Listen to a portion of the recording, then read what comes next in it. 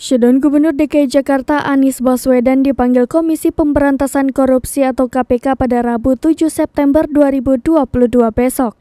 Anies dipanggil sebagai salah satu pihak yang dimintai keterangannya terkait penyelidikan dugaan korupsi dalam penyelenggaraan ajang Jakarta E-Prix atau Formula E di DKI Jakarta. Juru bicara KPK Ali Fikri dalam keterangannya menulis, pada Selasa 6 September 2022 mengatakan, dalam proses penyelidikan KPK tentu dapat mengundang berbagai pihak untuk dikonfirmasi dan diklarifikasi oleh tim penyelidik KPK. Ia menambahkan siapapun jika memang keterangannya dibutuhkan pasti akan KPK panggil. Ali mengatakan tujuan Anies dipanggil adalah untuk melengkapi pengumpulan bahan keterangan dalam rangka mencari dan menemukan adanya dugaan peristiwa pidana dalam penyelidikan Formula E. Lembaga anti rasuah itu pun menginginkan Anies Baswedan dapat bersikap kooperatif memenuhi panggilan tim penyelidik.